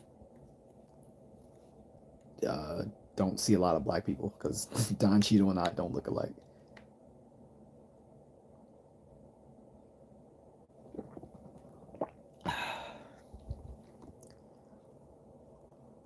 Fast food. Eric DeGuapo says, I grew up in a black church. There was a cultural shift in many churches in the 70s through the early 2000s where the churches started to embrace the business of church instead of the people. Yeah, you started to have, you're talking about prosperity gospel. That became a thing by the late 90s, early 2000s. People like T.D. Jakes and others who embrace these prosperity gospels, which is completely antithetical to Christian belief. I mean, to the original Christian doctrine. If you look at the Gospels, like, I couldn't find anything so antithetical to what Christ preached in prosperity gospel that you see in the black churches today. All these mega churches. I even went to this one church. It's a Bethel AME Zion church. For those who don't know, AME stands for African Methodist Episcopal Church. There, there's a there's a family of those churches in this area, from like Philly to Virginia, maybe larger than that. But I went to one in Prince George's County, Maryland. And I remember the pastor, he was saying this half joking, but there's a bit of truth in every joke, right? He, you know, when it was time for the offerings, he was like, "And let all thine be all mine." And he started laughing, and everyone started laughing with him. I'm like, "You guys are a bunch of suckers." I said, "He's literally," I said, "He means that shit." I said, "He's laughing, but he means that shit."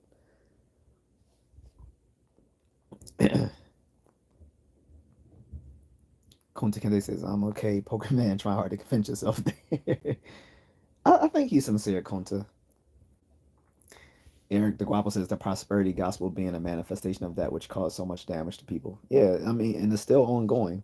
A lot of these black churches now, most of these small time city churches now all aspire to become successful mega churches now. And that's all part of the prosperity gospel thing. Like now, it's not good enough to just to be a,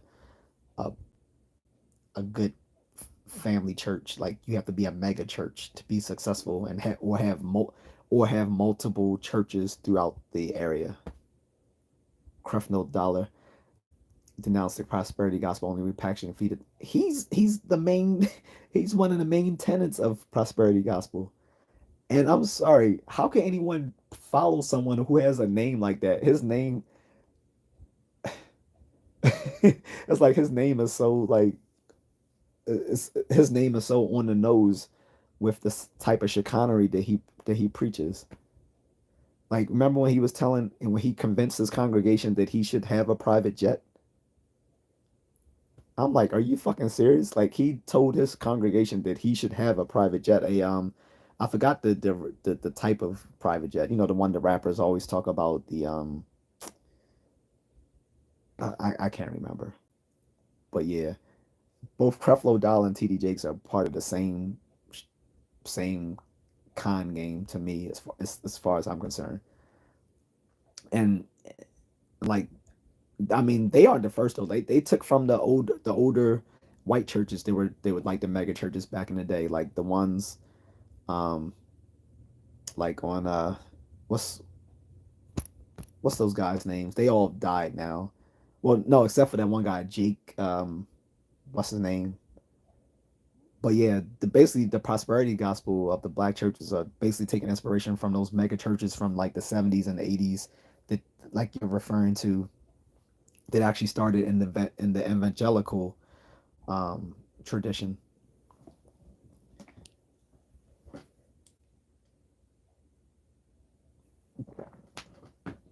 But I don't know if you were on the extreme when I was talking about this, Eric. But like I said, although I've never been religious, I used to be like highly interested in the Bible. And I said like when I was in the ninth grade, my friends and I actually started a Bible study group at school, public school at that. We called it the Power Source, and I was actually excited for it. But I stopped going to the group when I came home one day and my mother cussed me out and wanted to kick my ass for not telling her that I was going to this after school program when I had literally told her the week prior that I was going to be after school and do this program. And I was just so upset at the time. I was like, I'm not even doing this shit anymore. So I stopped doing it. But I was like completely excited about it. Uh, or when I was a little kid and we were going to Bible school, on Sundays instead of being in the main service. The kids went to Bible school, and I went to my friend's church, and it was fun because it was most of the people in the Bible school were actually from our school, and they had some little contest, and I won because well, I won it for our team rather, but I won because I remembered some stuff. And even the guy, leading the Bible school was happy because it was my first time at the church, and he was surprised I knew so much. Well, yeah, I used to be into all that stuff. Or I don't know if you remember, there used to be these little old church cartoons back in like the 80s. I can't remember both of them. Like one was like these kids kept traveling in time and different points of the Bible, and they were trying to find their lost dog named Truffles. And then there was another religious cartoon that was similar to it, and it was taking them like all through the different stages of all the big biblical stories. And I used to watch those like pun intended religiously every Sunday morning because they were like They were basically anime, but they were it was like church cartoons, but they were like anime quality. I can't remember the names of those. I bet you if either one of us Googled them, you could find them. Like I said, I remember it was two of them, and the one I remember is more than the other one was the one where the kids kept trying to find their dog named Truffles, and it was so funny at one point when they even met Jesus, and he and they asked, "Have you found? Can you tell me where my Truffles is?" And it's funny because most of the other people, when they kept meeting people in the Bible asking have you guys seen truffles? They thought that he was talking about the food, like truffles as a food, but Jesus knew he meant the dog, but he didn't give him like he just gave him some vague answers. He's like, yeah, I've seen him. He's such and such. It was so hilarious, but it was a really good cartoon. It used to appear on one of those ministry channels like in the morning. So you remember like back before we had cable, like well even when you had cable, you had like these little independent channels and like on these little independent channels there's like a ministry channel and you could watch and it would be like a bunch of stuff you could watch like early in the morning for kids. Then later on it was mostly like adult stuff for like churchgoers. I used to read the gospel tracts though, the little pocket-sized comic books. I used to collect those and hand them out. I don't think I'm familiar with that, but I did have my children's Bibles. My children's Bible, it was illustrated all the way through, and I used to. That's how I became so familiar with everything in the Bible because I had this children's Bible book, and I must have read through it like at least 3 times, which got me interested in like ancient history and biblical archaeology. I'm actually considering right now to now that we talk about it, the the uh, the University of I think it's called the University of Hebrew Studies or something like that. It's actually co-founded by Albert Einstein. They actually offer a master's in biblical archaeology. I've been actually seriously considering doing that just for my own like edification. Not that I would actually teach it, but I wouldn't mind teaching it. But you can get a master's in biblical archaeology. I was like, well, that's great because I always, when I was a kid, I wanted to, the when I was a kid, I wanted to be archaeologist anyway because I used to watch Indiana Jones. I know I'm going off on a tangent, but just connecting this with the fact that even though I'm a skeptic and atheist now, like I was very well grounded in religious belief as a kid. Yeah, TBN Trinity Broadcasting Channel. It might have been that one because like I said I'm not sure because this was when I lived in Chicago, so they didn't have the same channels in Baltimore. It was like a different, like I'm sure they had like a similar channel, but the one that I saw in Chicago was different than whatever they had back here in Baltimore.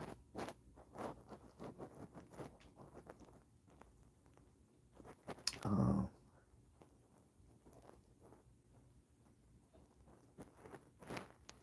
Sorry, let me just respond to my cousin. But yeah, it might have been the Trinity Broadcasting Channel, but you never so no one else in the chat, none of you remember the those Christian cartoons for kids back. Well, some of you aren't old enough to to go back that far, but for us folks who lived in the 80s as children, maybe some of you may have heard of that. Actually, I'm gonna look it up right now while we're talking about it.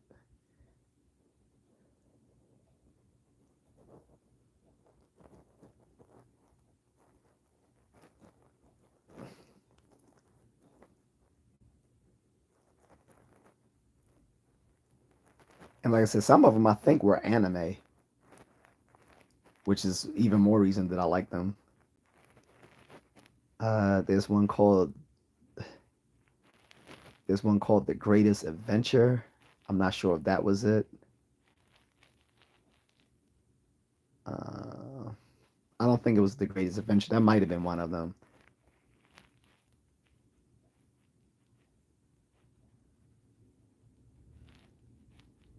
But yeah, one of them was like an anime. Oh, I think this is what it. Yeah, the flying house. I think that's what it was called because they used to go back in time in this flying house. That was definitely one of them. And that's yeah. It says one season from 1982. Yep, this is it. It's called the Flying House, Eric. That was one of them. And like I said, I think it was an anime sort of production. Yep, the Flying House, known in Japan as Tandera, also no Daiboken. Adventures of the Flying House is a Christian anime television series produced by Tatsunoko Productions, broadcast between April 1982 and March 1983 on TV Tokyo and distributed by the Christian Broadcasting Network in the United States. Okay, yep. So I was right. So that was one of them called the Flying House.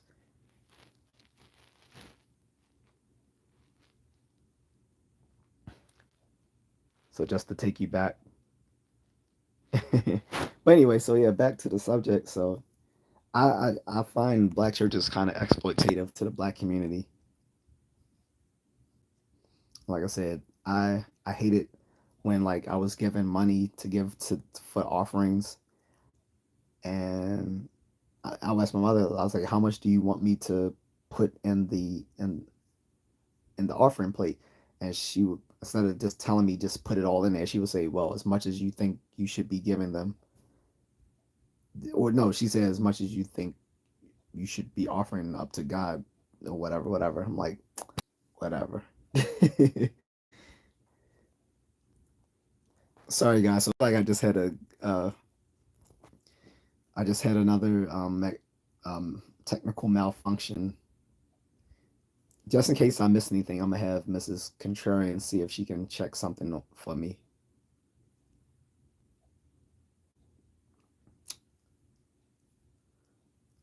Mm,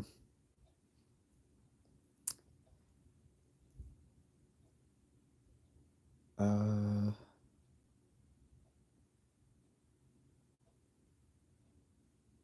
I'm seeing if so if you guys are writing anything, I can't currently see it, so I'm asking Mrs. Contrarian if she can check.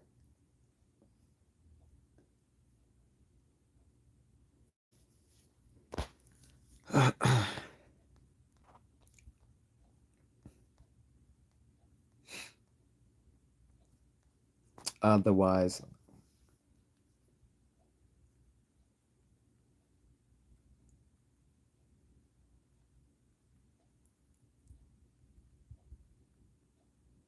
otherwise, I'm gonna cut it short. I'm trying to see what happened. Eric says, I agree. When I was in my early 20s, I was struggling financially, couldn't give because I was broke and got scolded by my. What? You got scolded? That's crazy. Nah, that's nah. I would have never went back after that. Like you're gonna scold me for not contributing, which is not mandatory in the first. I mean, it's not obligatory that you give an offering. That's something that that's just crazy. I would not no. I would not go back after something like that.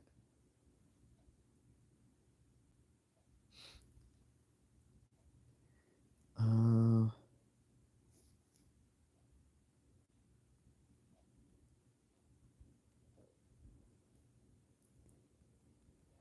and plus, like I said, you're basically paying for their family and making them rich. When I think most people's priority should be taking care of their family first, not some church elder, church leader, pastor, deacon, minister, reverend, whatever. Like you take care of your own family first, not the church family. That's I've seen that so many people will throw hundreds of dollars away on a given Sunday instead of keeping that and saving it or investing it or putting it to their own child's education and well being. That's crazy to me.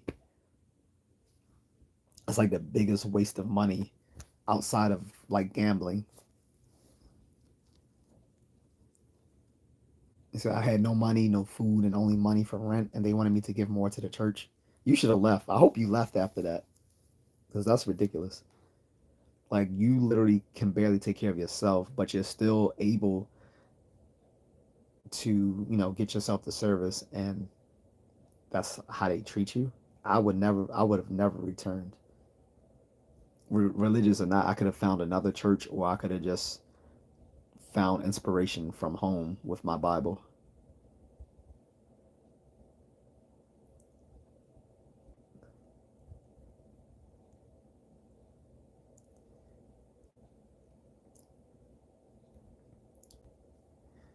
But I'm not sure how many people we still have in the chat, but I'm probably about to end this. He said I did leave 7 years later. Yeah, that's way too later. Like, you're not going to insult me like that. I'm literally struggling and tell me you need to do more. Um, I would have left. But again, I'm more skeptical minded than you, so that's probably the difference. Like I said, when I was a kid, I didn't believe in Santa Claus. I thought kids were goofy for believing in Santa. So that's probably the difference. I mean, at least you did eventually leave, but it's a shame that they fleeced you for 7 years. Like I said, that's why I see churches being exploitative.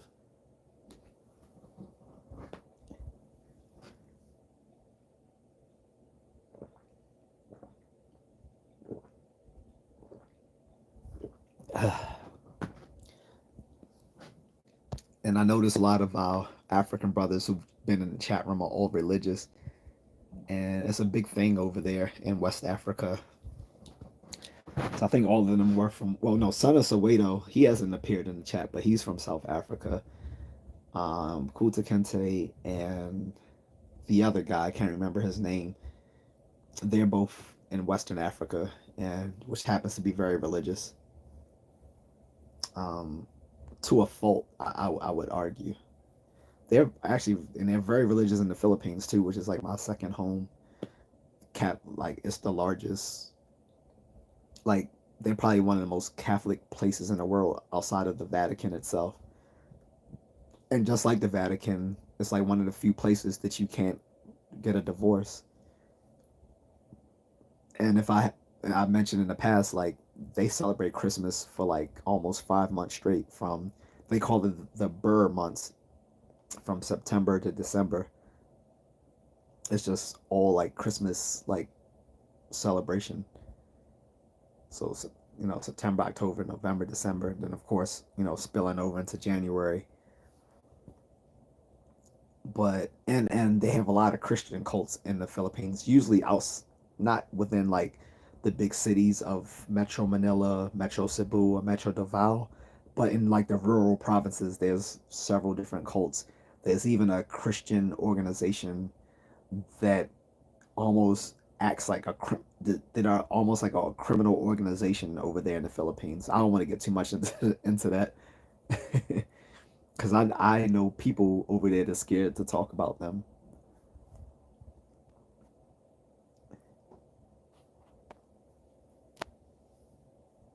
Eric says I don't go to a church anymore. I do all my fellowshipping at people's houses over the phone and online. Yeah, that's fair. Like I said, I'm not going to pay money to a church to receive religious inspiration when I can literally do that on my own. Besides, what would a divine being need with my money? A perfect being doesn't even need me to believe in it for it to be what it is. Sort of the problem with, you know, certain definitions of the Judeo-Christian God, but that's a different topic. But yeah, um, a God doesn't need my money, so they do, but I just couldn't do it.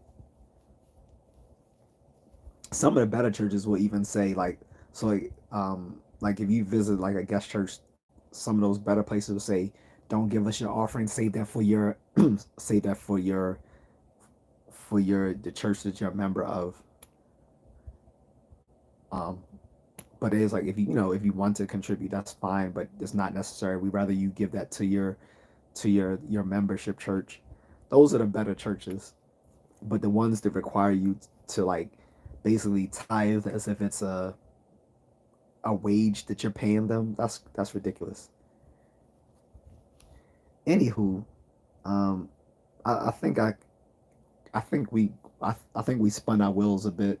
I'm not sure if there's anyone else still active in the chat, Eric. So I am going to end this unless anyone else has any other questions or you have one other like follow up.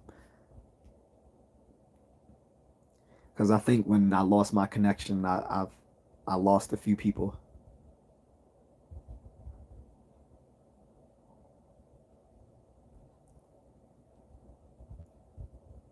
Or if Mrs. Contrarian has anything to say, she came back into the chat for a bit to check up on me to make sure I could see the messages. But I appreciate it. I like I said, I did this chat because the guy from yesterday, I thought he might reappear. His timeout was only for 24 hours, so he could have likely appeared if he wanted. Um, but I don't think he will because we all recognized that he was a troll. So anyway, tomorrow's subject is going to talk about military, of course, since it's going to be Memorial's Day. So that's the topic of discussion for tomorrow, guys. Thank you, and thanks, Eric, for leading the conversation. I'll talk to you guys later. And again, that was you that told me to see Pantheon, right? The anime. I was watching it, and it actually looked like it's produced by AMC.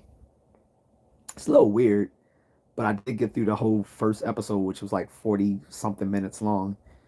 Uh, I might try to look at the second episode today or tomorrow, but I'll let you know. It's right now. I don't really have any opinion on it. It's right now. It just seems kind of weird.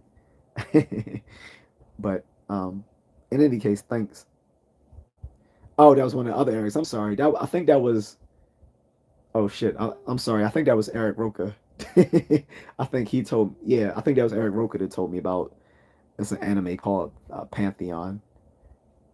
It's it's something weird. Don't even worry about it. But he was actually in the chat earlier. I think he might have had to go, but he was here earlier. So if he's here, he would have heard. But if not, he can catch it in the replay of this once I upload the stream. But anyway, thanks again, and again, guys, like if you guys have any extra comments or questions, once I upload the video, you can drop it there, and I'll respond to it. But thanks again, Eric, and everybody else.